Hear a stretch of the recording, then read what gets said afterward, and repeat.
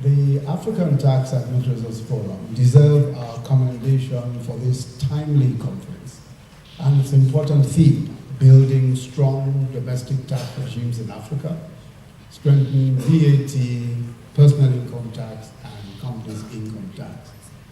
The forum has committed to this cause since August 2008, after the international conference in 2008 on a somewhat similar theme, taxation, state building, and capacity development in Africa. Senior tax administrators and policymakers from 39 African countries agreed to work towards the, I quote, establishment of the forum as a platform for sharing best practices in taxation matters in the region. It is remarkable that the forum has, through the years, been unwavering in its founding mission and ideals. But it is worth noting also that the tax problems of African states have remained much the same in complexity and character since.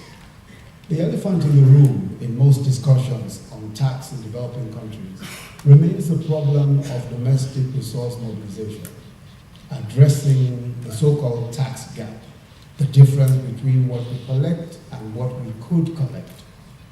The constraints are similar, though in varying degrees in several countries across the continent.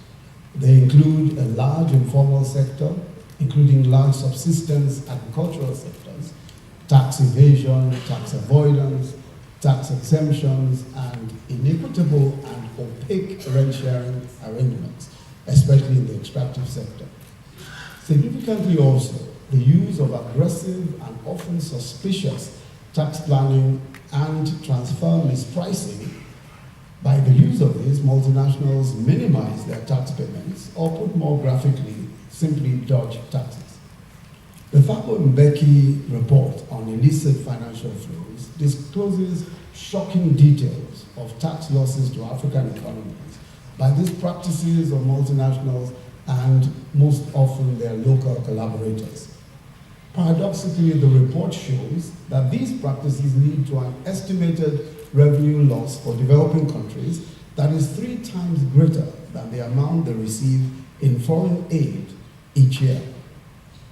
However, the trend of international debate on global tax issues appears to be favorable to African economies, and most African tax administrators, I'm sure, are following these developments very closely.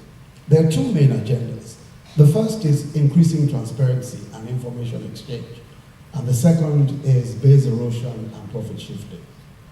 The former involves establishing automatic information exchange as the new global standard for cooperation in tax matters and ending the legal secrecy of ownership of companies and trusts, especially those based in tax havens.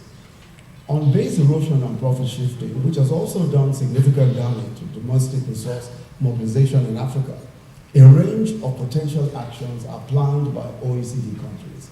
These include checking transfer mispricing, country-by-country reporting by transnational companies, international tax law, standards for international tax treaties, limits on tax planning activities, and the tax treatment of the digital economy.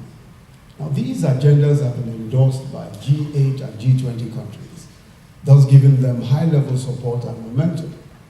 Although the immediate outcomes will benefit the OECD, EU, and some BRICS countries more, African tax administrators must see the great opportunities in these initiatives and take advantage in developing tax policies and regulations. As an example of taking these sorts of initiatives, and this has been mentioned by both the Honourable Minister and the Chairman of IFRS, we recently in Nigeria launched a voluntary assets and income declaration scheme, VATES for short, backed by an executive order, to provide an opportunity for taxpayers who are in default under all relevant statutes to within 90 days voluntarily declare their assets and income and pay taxes on them while being forgiven payment of interest and penalties. Although the scheme targets local tax evasion, we are also interested in the large number of Nigerians who own property abroad and who have not been paying taxes on incomes from these assets. The British government's initiative on transparency in beneficial ownership of properties, we expect, will greatly assist this drive. I think it's important to emphasize that almost across Africa, tax administrators are actively engaged in extensive reforms and battling resource difficulties that hamper these reforms. The issues of collection of tax and the appropriate technologies that will bring down these costs, developing relevant skills and management needed to effectively create and run efficient and transparent tax administrations, issues around institutional structure, the wisdom of ensuring autonomy of institutions of tax administration have stretched the creativity and resourcefulness of tax administrators across the continent. Enforcement is, of course, another major issue that practically all tax authorities, especially in sub-Saharan Africa, have to deal with. Again, the surveys show increasing innovation and creativity by administrators in Africa in this regard. Permit me to say, though, that perhaps the equivalent of the invention of electricity for tax administration in Africa is inventing the solution to effectively collecting taxes from our huge informal economies. The easy argument is to suggest that we should wait until economic growth and development brings these informal systems into the formal system. But this is unhelpful. It has kept us on the same spot for decades. It seems to me that we must find a way of fixing this car while the engine is running. I would urge that this conference consider some solutions to this problem, along with the so many huge issues that will occupy your attention in the next few days. Let me again commend the forum for this most relevant knowledge exchange opportunity, and our local hosts, the FIRS, who have proved to be one of the most innovative and forward-looking tax administrations in Africa.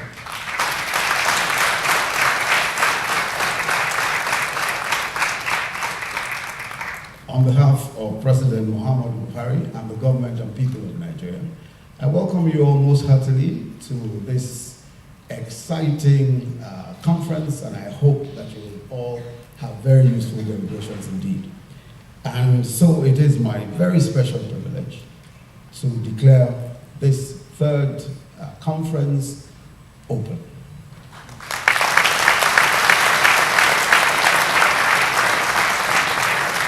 We appreciate His Excellency, and I'm happy you are making it a standing ovation with ABUJA. Can we put our hands together one more time for the Vice President?